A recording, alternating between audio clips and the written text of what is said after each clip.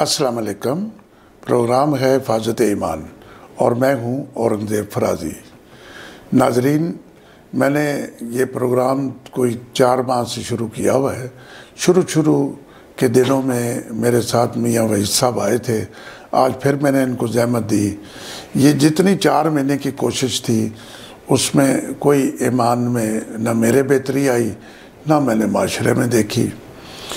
तो मैं मियाँ साहब की तरफ चलता हूँ और बहुत सारे दोस्तों से राय लूँगा कि इसको बेहतर कैसे किया जाएगा। ऐसे तकरीरों से, टॉक शो से मुझे नहीं समझ आती। मियाँ साहब अस्सलाम वालेकुम। वालेकुम सलाम। कैसे हाल है? ठीक है आप? अल्हम्दुलिल्लाह अल्हम्दुलिल्लाह। तो मैं सोच में हूँ कि परेशानी में हूँ कि माशरा किस तरह ठीक होगा। जो अच्छे माशरे हैं उनमें लोग क्या करते हैं, किस तरह ठीक होते हैं माशरे?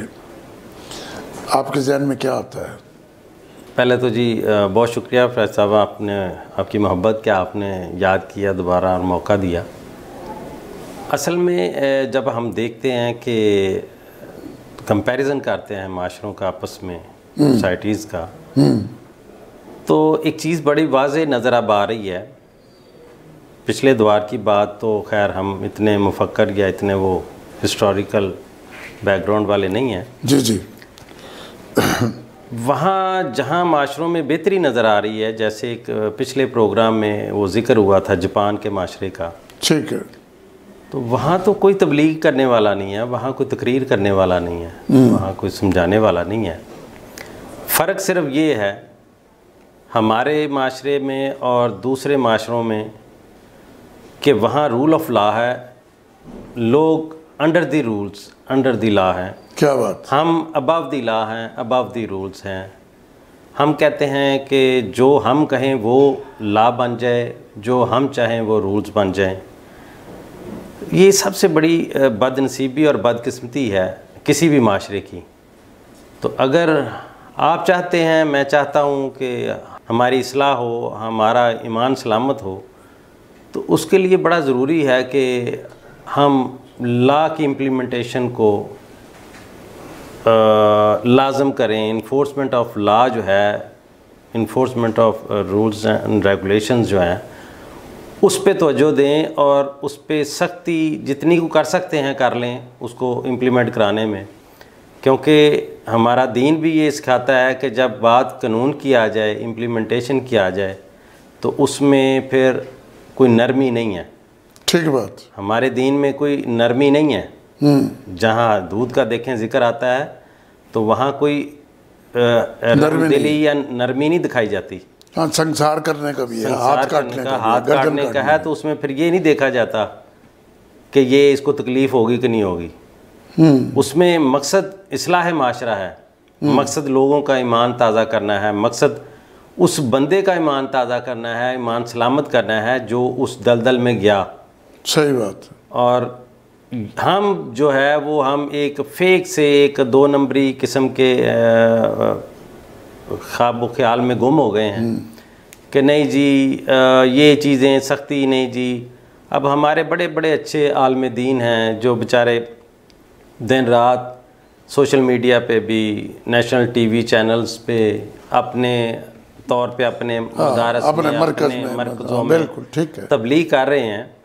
लेकिन बदनसीबी देखें कि उनकी दीवार के साथ वाले घर जो होते हैं उनमें भी उन चीज़ों पे अमल नहीं हो रहा था। वाह वाह वाह वाह वाह वाह। और अगर इसके वाइज़ा वर्सा देखा जाए तो रूल्स ऑफ लॉ की जब बात आती है तो फिर देखें कि हम मिडल ईस्ट में जाएं, कहीं भी जाएं, तो वहाँ तो कोई तकरीर नहीं कर रहा होता। यूरोप में जाएं, वहाँ कोई भी तबलीग नहीं कर रहा होता, तकरीर नहीं कर रहा होता। लेकिन हमें हर बात में पता होता है कि यहाँ लॉ क्या है, कानून क्या है, रूल्स क्या हैं, हमने उनको फॉलो कैसे करना है, और बग़ैर बताए हम उनको फॉलो कर रहे होते हैं और बिल्कुल ना की सीध पे चल रहे होते हैं।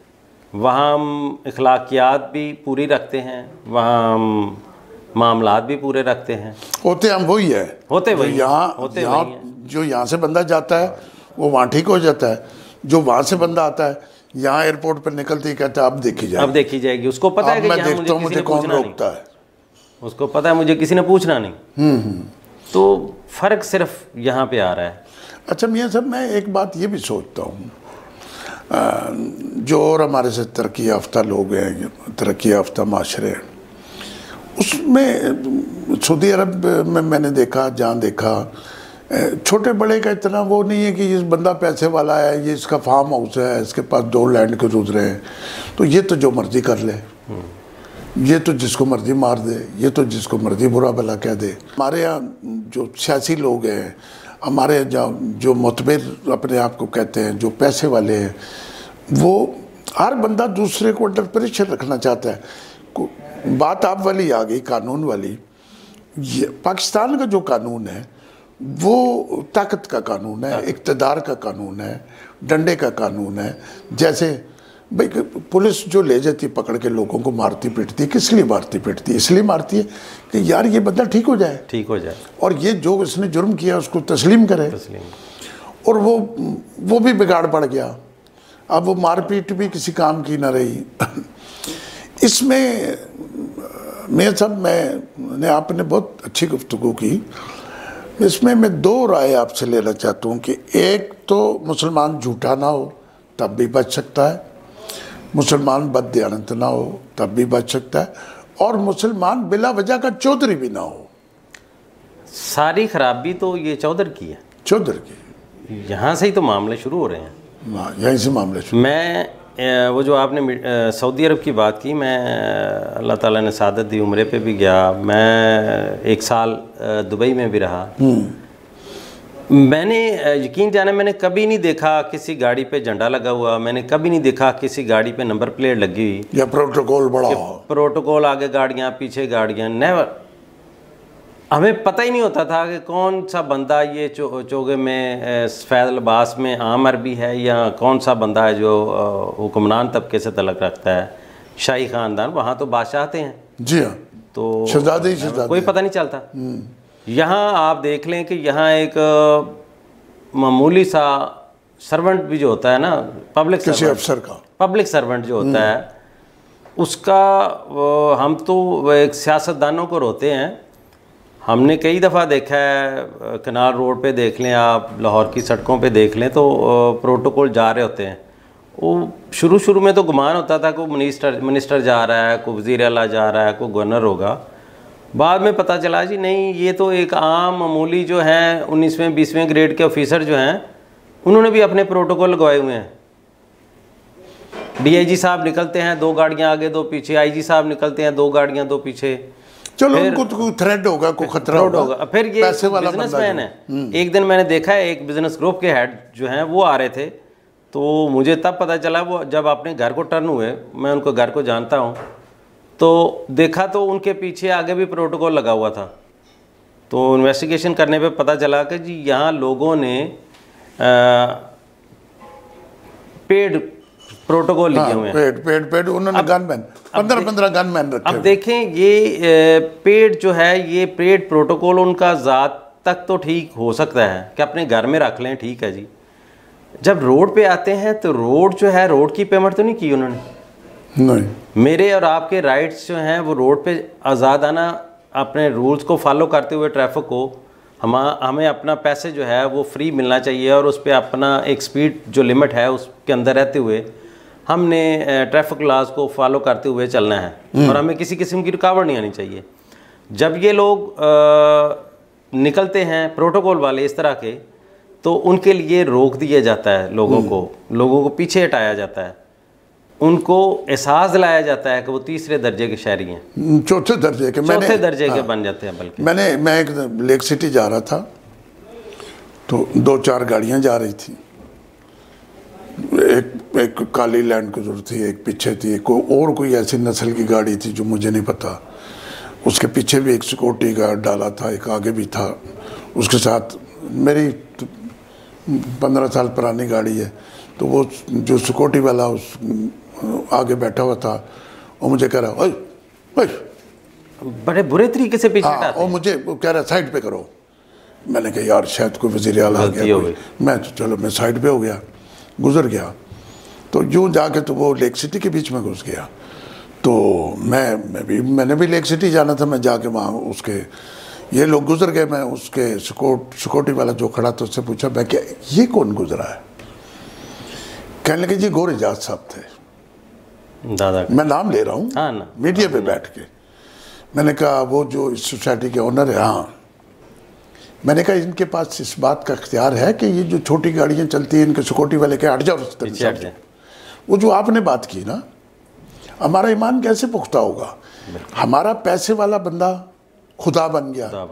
और मैं आपको एक और बात बताता हूँ, आज चूँकि हम इस तरफ को चल पड़े तो मौका मिल गया मुझे कि किसी से मिलना था। मैं मॉडल टाउन चला गया रात को। अच्छा, मेरी कुछ गैस थी या कुछ मुझे कुछ प्रॉब्लम हो रही थी। अब मैं उस बंदे के घर से निकला 10:30 बजे। मैं अब ये हक में वक्त जो है उनको भी सुनाना चाहता हूँ, जो हमारी अदालतें उनको भी सुनाना चाहता हूँ, और सुप्रीम कोर्ट को भी सुनाना चाहता हूँ। अब मैं समझ रहा था कि मुझे हार्ट की कुछ प्रॉब्लम हो रही है। मैंने गाड़ी तेज़ निकाली, एक गली में गया, एंड पे गया तो गेट बंद सड़क का। अब मेरे पास पानी भी नहीं पीने का। वहाँ से फिर मैंने टर्न किया और फिर मॉडल टाउन में रात को बंदे भी फिरते टुरते नहीं नजर आते, पब्लिक बड़ी कम होती। फिर इधर से घुमा, पता नहीं किधर गया, फिर एक और रोड पे चला गया, आगे से गया, फिर गेट बंद। ये हुआ कई दफ़ा मेरे साथ। नहीं सर, मैं 3-4 जगह गया, फिर मैंने एक जगह गाड़ी रोकी, पेशाब किया, फिर मैंने कहा यार मैं किस अजाब में पड़ गया हूँ, अब मेरी तबीयत ख़राब हो रही है। और फिर एक बंदा मिला, मैंने कहा यार कैसे जाऊँगा? कहना जी आप तो बहुत गलत आ गए, यूँ जाएँ, यूँ करें, इस तरह रास्ते नहीं पता लगते तो यूँ कर। खैर मैंने जी बड़ा जिग जैक होके, ये पाकिस्तान के हाकिमों ज़रा इस बात को सोचो, सुप्रीम कोर्ट हाई कोर्ट वाले इस बात को सोचो, क्या हम अफगानिस्तान में रहते हैं? क्या हम चोर हैं? क्या हम डाकू हैं? या हम चोरों की बस्ती में चले गए थे, उन्होंने गेट लगा लिए?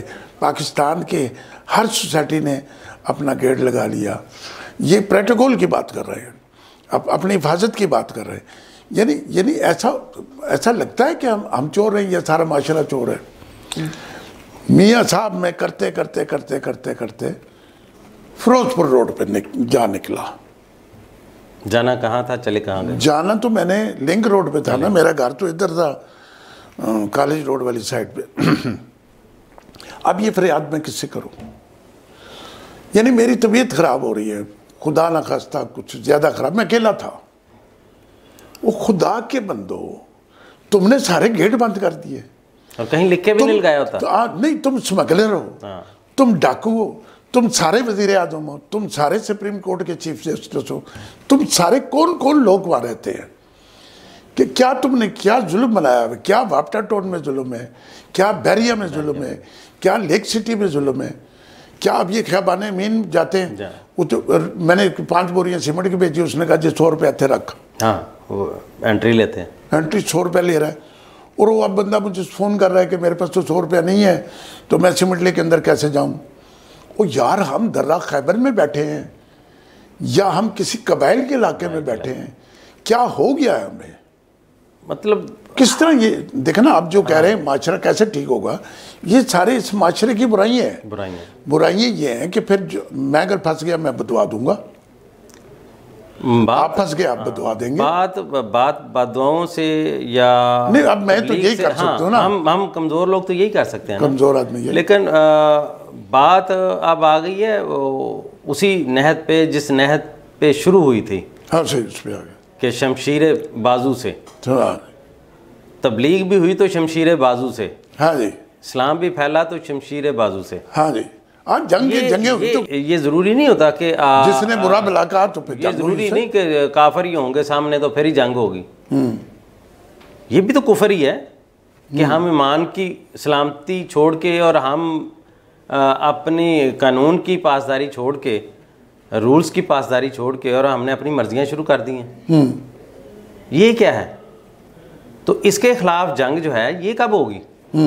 और इसके खिलाफ जंग ये है कि बाजोर बाजू, रियासत का काम है बाजोर बाजू। अच्छा, इसको इम्प्लीमेंट कर दिया जाए। आपकी बात काट रहा हूँ, बीच में सियासत की बात खामखी करनी पड़ जाती है कि ये कहते जी मदीने की रियासत, क्या मदीने में इस तरह सिस्टम था? इस तरह सिस्टम था कि आप तकरीर करते हैं तो आगे लड़कियां बैठी हैं और वो नाच रही हैं और ये कर रही है वो कर रही है। तो मतलब अगर आपने मदीने की रियासत बनानी है तो फिर आप चोर का हाथ काटे, पहले अपने एतवार ठीक करें पहले। और जो बात आप कर रहे हैं ना जी, मैं तो एक सीधी बात जानता हूँ, अब जबर की जरूरत है। बिल्कुल इम्प्लीमेंटेशन जबर की जरूरत है। जबर नहीं होगा तो ईमान नहीं बचेगा। और मतलब हमारे यहाँ तो यानी अपनी ज़ात को पोशीदा रखने का ये आलम है, दूसरे लफ्ज़ों में बेगैरती कह लें कि एक बंदा सरेआम झूठ बोल रहा है।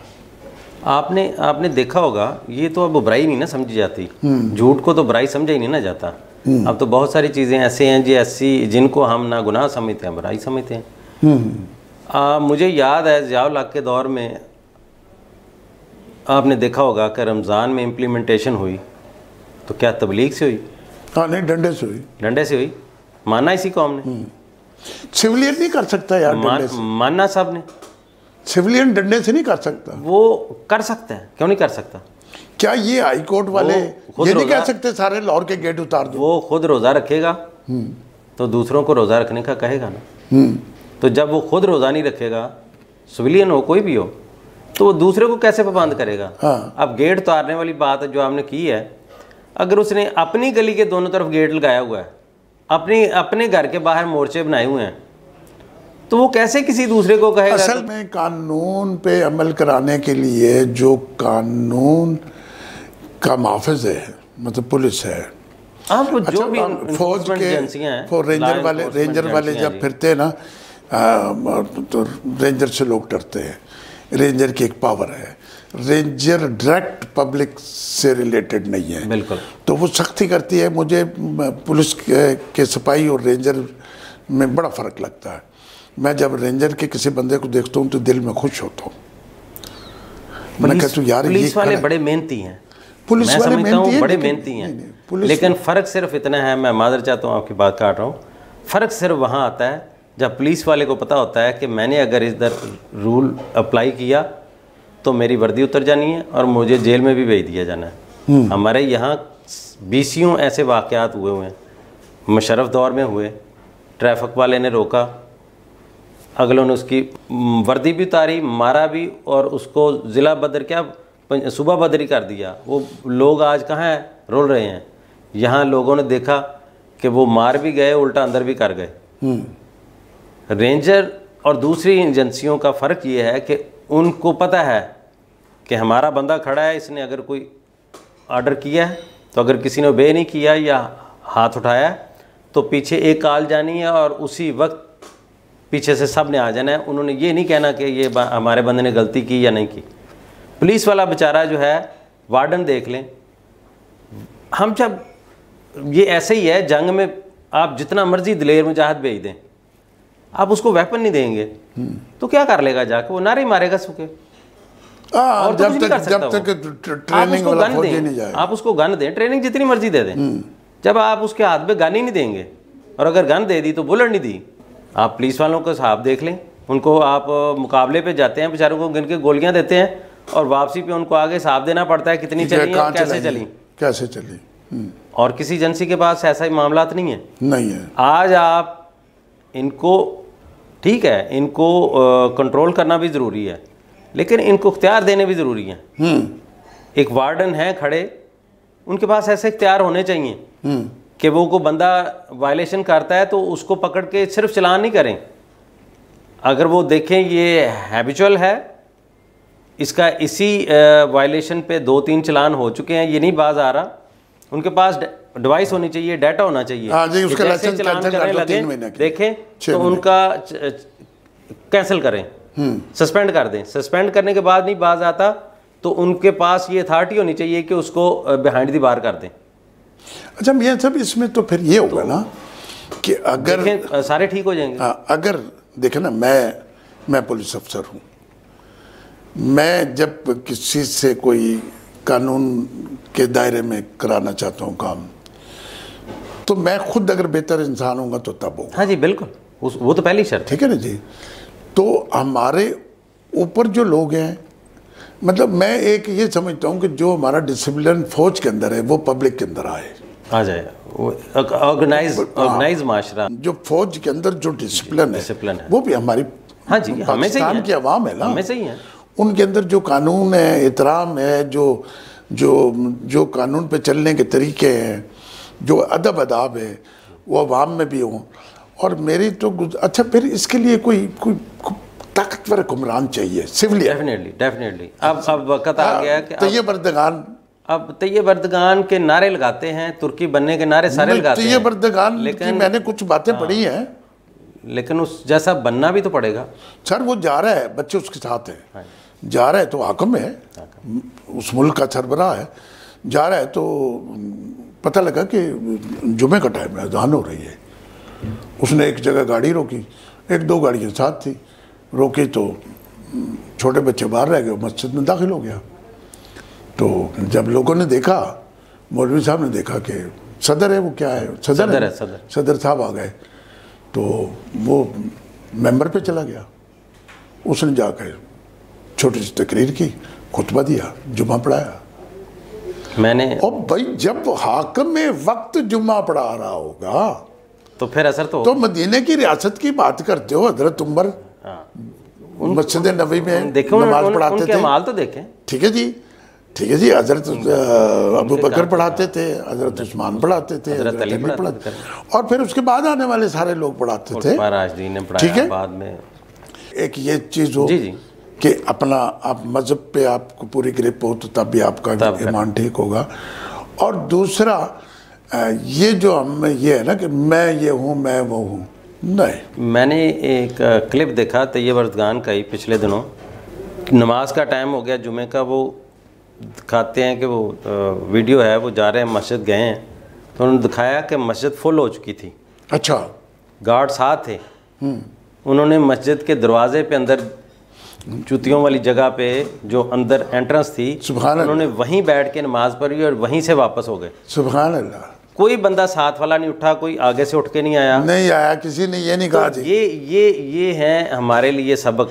आज के दौर में हम बड़ी बातें करते हैं, खुलफा राशिदीन तक पहुँचते हैं, उनके तो हम पैरों की खाक के बराबर भी नहीं है, ना उसके अशरे शीर कुछ कर भी सकते हैं, हम उनका नहीं कर सकते। तो आज के दौर को ही कम से कम फॉलो कर लें। आज तो कर सकते हैं ना। आज के दौर में जो हम जैसे हमारे साथ जिंदा रह रहे हैं, इस दुनिया में इस वक्त चल रहे हैं, उनको तो फॉलो कर सकते हैं हम। अगर तैयब अर्दगान मस्जिद के बाहर नमाज पढ़ सकता है और गार्ड होने के बावजूद, अथॉरिटी होने के बावजूद, और हम जैसे मुल्क के कुछ चौथे 5 गुना बड़े चला जाए तो नमाज रोक ली जाए, कुछ 4-5 आगे ले जाए, 4-5 गुना बड़े मुल्क, इकानमी के लिहाज से भी, सोर्सेज के लिहाज से भी, अथॉरिटी के लिहाज से भी, पावर के लिहाज से भी, अगर उस मुल्क का सरबरा बाहर उधर बैठ के नमाज पढ़ सकता है, तो हमारा जो मुल्क जो ज़कात पे चल रहा है, जो ख़रात पे चल रहा है, हाँ। जो हर वक्त हम भीखमंगों की तरह एक एक मुल्क के आगे बेचते रहते हैं, कई साल से मैं देख रहा हूँ, आप भी देख रहे होंगे। तो हमारी अथॉरिटी क्या है? मुझे पिछले दिनों बड़ी शर्म आई सुन के। मेरे एक दोस्त ने बताया कि जी इस तरह सऊदीया में ये इनका गया, एक टीम गई कुछ अर्सा पहले तो फंड्स लेने, तो वहाँ जब डेलीगेशन गया, मीटिंग हुई, तो वो अरबी जो थे वो आपस में बात कर रहे थे कि यार इनके हुलिये देख के लगता तो नहीं कि ये मदद मांगने आए कि वो कहते हैं अरबी में, उन्होंने बताया एक दूसरे को कि ये तो हमसे ज़्यादा वेल ड्रेस हैं और हमसे ज़्यादा ये इनकी रखरखाव है, ये हमसे मांगने आए हैं। यानी हमारी नीयत, हमारा रवैया, हमारा किरदार इतना घटिया है कि हम कर्जा मांगने के लिए जाते हैं लेकिन मांगने वाले नहीं लगते, देने वाले लगते हैं। दूसरी एक और बात भी आपको बताऊं, कुछ दिनों से मैं इस मोबाइल पे देख रहा हूँ, अमिताभ बच्चन का घर दिखा रहे हैं, दिलीप कुमार का घर दिखा रहे हैं, सलमान खान का घर दिखा रहे हैं। मैं इन सारों के घर देख रहा हूँ, इनके फ्लैट देख रहा हूँ, इनके गेट देख रहा हूँ, इनके रंग रोगन देख रहा हूँ, डिज़ाइन देख रहा हूँ। मैं आपको खुदा की कसम खा के कहता हूँ कि अमिताभ बच्चन से, सलमान खान से, फलाने से, दूसरे से, तीसरे से, शाहरुख खान से खूबसूरत घर हमारे मोहल्ले में बिल्कुल हैं। और किन लोगों के? अननोन लोग, अननोन लोग, आम लोग, अननोन लोग, ना उन्होंने कोई तीर मारा इस मुल्क में, ना कुछ भी नहीं। तो बात यह है कि टाइम ज़्यादा हो जाता है। मैं चले, हमने ईमान की मजबूती के लिए बात की है, तो आपका बड़ा बड़ा शुक्रिया, आपने वक्त दिया, और मज़ीद भी हम खूब गुफ्तगू करेंगे इंशाल्लाह। और हमने गुफ्तगू करनी, चलो किसी पे असर होता है नहीं। तो नाजरीन, आज मुझे मौका मिल गया तो मैंने ये बात कर दी, और मैं सुप्रीम कोर्ट से, हाई कोर्ट से और दूसरी कोर्टों से ये कहना चाहता हूँ कि ना मैं डाकू हूँ, ना पाकिस्तान में रहने वाले डाकू हैं। किस लिए सारे मुल्क के हर रोड के आगे गेट लगाया हुआ है? और मैं आपको कसम खा के कहता हूँ कि हमारे एक रिश्तेदार के घर डाका पड़ा जॉर्ज टाउन में, गेट वाले बंदे ने लैंड क्रूज़र वाले को सलूट मारा, लैंड क्रूज़र वाले आए और चोरी करके डाका मार के चले गए। हम कितने के गिर चुके हैं। अच्छा, फिर ये जो हम पैसे लेते हैं खोती रेड़ी वाले से, लोडर वाले से, रक्शे वाले से, दे दो 50 रुपये दो, और तुम यतीम हो, क्या बने यतीम वाले, तुम यतीम हो। तुमने तो 8 लाख का किला लेके तो 5 करोड़ 3 करोड़ रुपए का मरला बेचा है, और लेक सिटी वाले यतीम हैं, बैरिया वाले यतीम हैं, और ये सारे, ये वलेंशिया वाले, ये सारे यतीम हैं। क्यों गरीबों को तंग करते हो? और दूसरी और आखिरी बात यह है कि अपने रुतबों को कम करो। ये मिट्टी के रुतबे हैं, ये मिट्टी के रुतबे। बादशाह भी उसी कब्र में जाता है, उसकी हड्डियाँ भी ऐसी गलती हैं, और एक फ़कीर भी उसी कब्र में जाता है। अपने रुतबे कम करो, कानून का एहतराम करो, अपने से छोटे की इज्जत करो, तो फिर आपका ईमान बेहतर होगा। और अल्लाह करे हमारे पास कोई ऐसा कमाए जो सबको चले। अगर आप गर्दन नहीं काट सकते, चले, अगर आप हाथ नहीं काट सकते, वो फिर आप मुजरिम को माफ़ न करें। मुजरिम को माफ़ आप कैसे करेंगे? आप रिश्वत लेंगे, और रिश्वत लेनी छोड़ दें। मेरा ये दावा है, आखिरी बात है, आप अच्छे मुसलमान बनना चाहते हैं, अच्छी कौम बनना चाहते हैं, अच्छे इंसान बनना चाहते हैं, और अगर आप पूरा पाकिस्तान सच बोलना कल से शुरू कर दे, इससे बड़ी कौम, इससे बड़ा मुसलमान, इससे बड़ा कोई मुल्क नहीं होगा अगर हम सच बोलें। इसके साथ ही मैं वही साहब का शुक्रिया अदा करता हूँ, आपसे इजाज़त चाहता हूँ। अल्लाह हाफिज़।